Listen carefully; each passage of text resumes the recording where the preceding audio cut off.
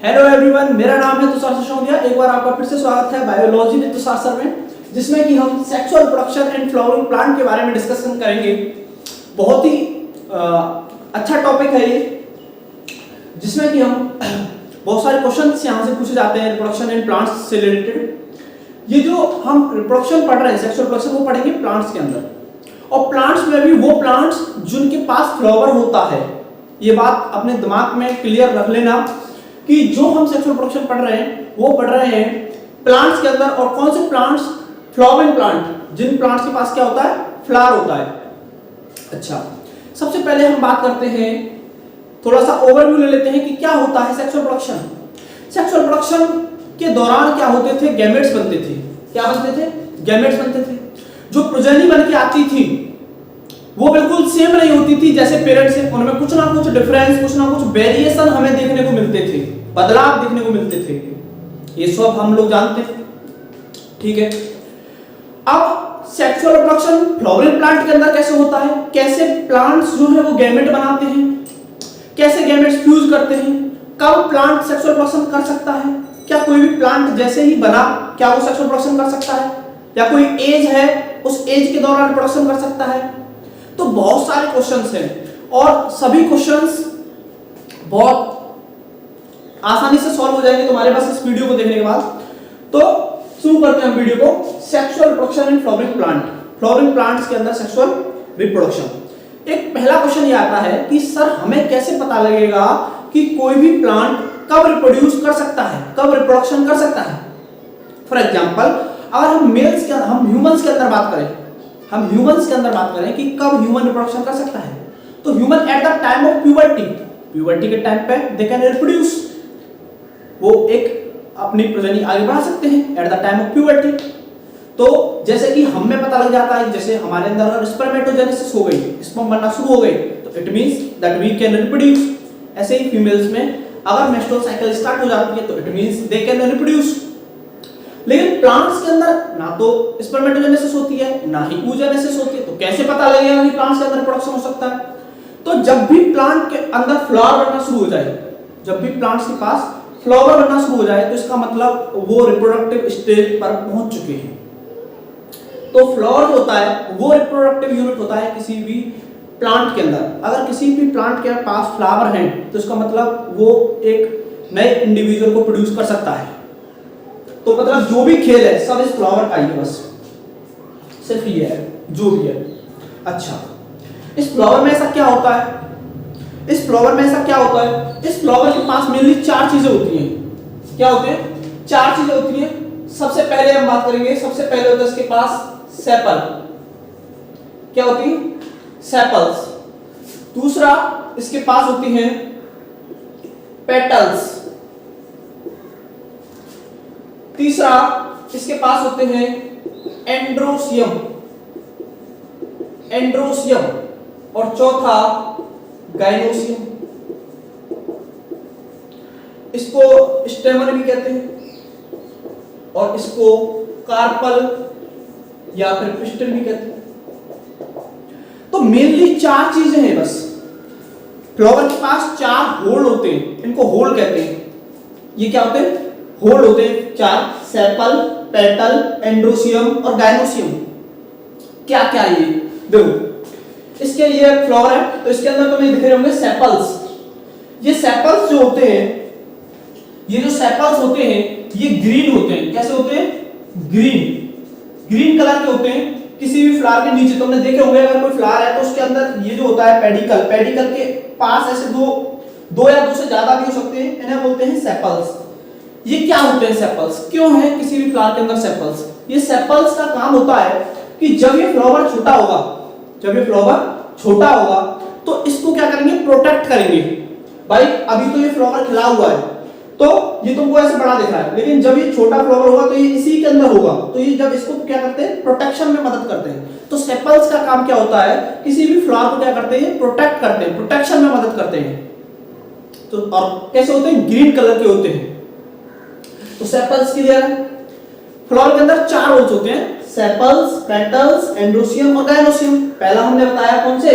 Sepals. ये क्या होते हैं? ग्रीन होते हैं। काम क्या होता है इनका? जब फ्लावर छोटा होगा तो उस छोटे से फ्लावर को ये क्या करेंगे, बचा के रखेंगे। ठीक है, अच्छा दूसरा जो होल है वो है पेटल। दूसरा क्या है, पेटल। ये होते हैं पेटल्स, जो फ्लावर का कलरफुल पार्ट होता है। Colourful part of the flower is called petal. जैसे तुमने अगर कोई फ्लावर देखा हो तो वो बहुत सारे कलर का होता है, कोई लाल, पीला, हरा, गुलाबी, नीला, ऐसे कलर होते हैं। तो जो कलर है, जो कलरफुल पार्ट है किसी भी फ्लावर का, उसको बोलते हैं पेटल।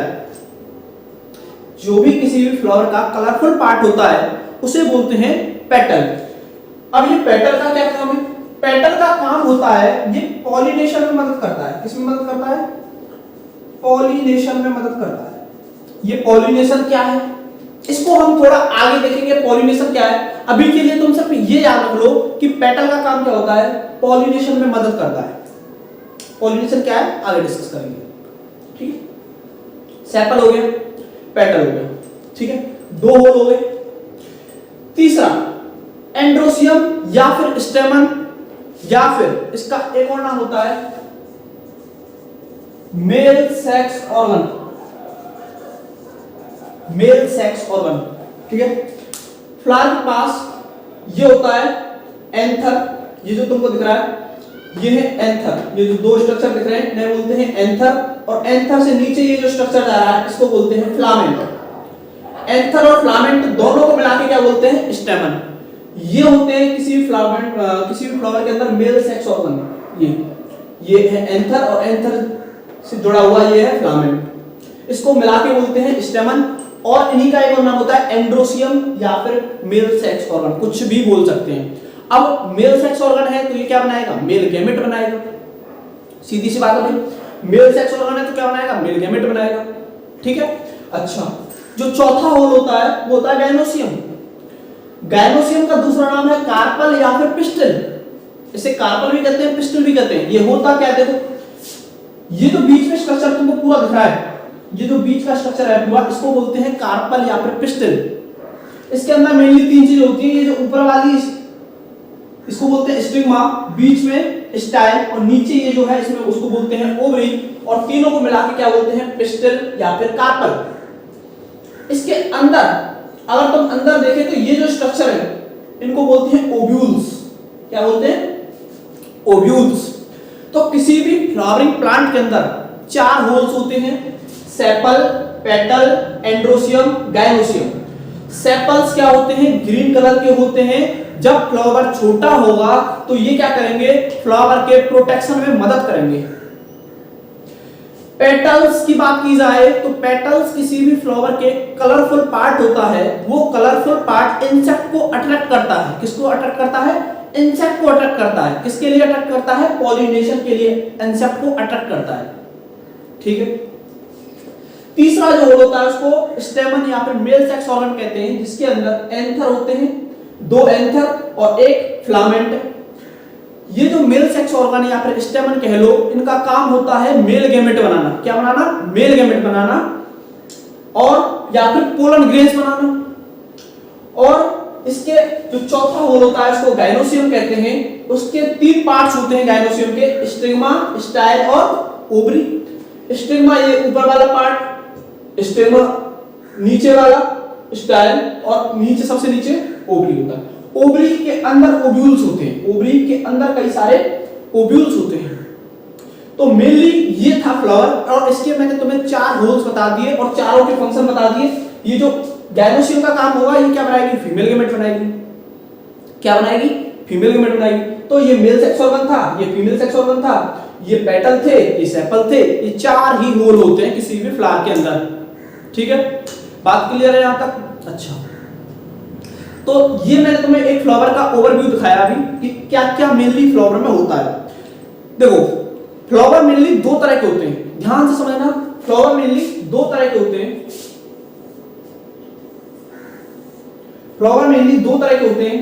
एक होते हैं यूनिसेक्सुअल फ्लावर, एक होते हैं यूनिसेक्सुअल फ्लावर, और एक होते हैं बाइसेक्सुअल फ्लावर। बाइसेक्सुअल फ्लावर,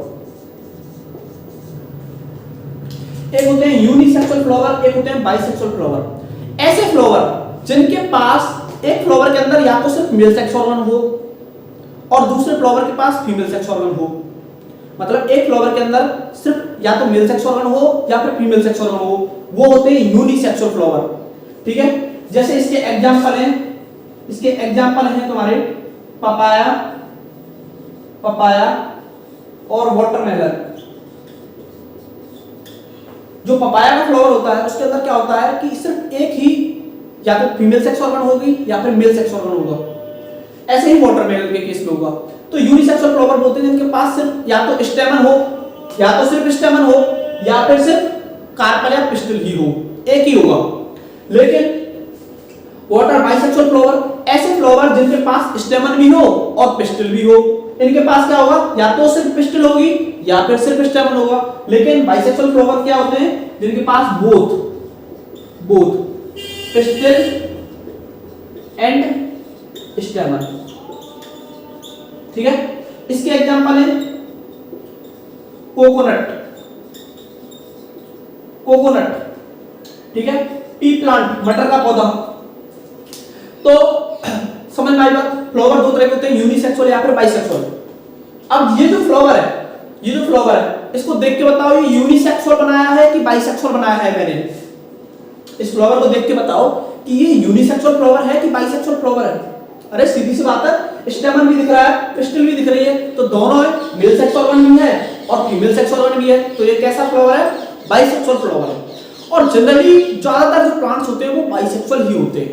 ठीक है, इनका एक और नाम होता है जो बाइसेक्सुअल फ्लावर होते हैं, इनको एक और टर्म पूछ लिया जाता है कभी-कभी, इनको हर्माफ्रोडाइट भी बोलते हैं। हर्माफ्रोडाइट, ये भी एडिशनल मैंने बता दिया है, कभी-कभी पूछ लिया जाता है व्हाट आर हर्माफ्रोडाइट फ्लावर्स। तो ऐसे फ्लावर जिनके पास पिस्टिल भी हो और कार्पल हो, सॉरी पिस्टिल हो और स्टेमन हो। अच्छा, ये तो हो गए फ्लावर के बारे में बातें। अब हम पढ़ेंगे कि कैसे फ्लावर के अंदर रिप्रोडक्शन होता है। ठीक है, ये तो फ्लावर के बारे में, फ्लावरिंग प्लांट के बारे में जनरल बातें हो गई। अब हम देखेंगे कि कैसे किसी भी फ्लावरिंग प्लांट के अंदर रिप्रोडक्शन होता है। हम जो रिप्रोडक्शन होगा उसको मेनली 3 क्लासेस में बांट के पढ़ेंगे। एक तो प्री फर्टिलाइजेशन इवेंट, फर्टिलाइजेशन और post fertilisation event. Pre fertilisation, fertilisation और पोस्ट फर्टिलाइजेशन इवेंट। फर्टिलाइजेशन से पहले वाले इवेंट कहलाएंगे प्री फर्टिलाइजेशन इवेंट, और फर्टिलाइजेशन जब मेल गैमेट और फीमेल गैमेट फ्यूज करेंगे तो फर्टिलाइजेशन, और फर्टिलाइजेशन के बाद के जो इवेंट होंगे वो होंगे पोस्ट फर्टिलाइजेशन इवेंट। तो देखिए इधर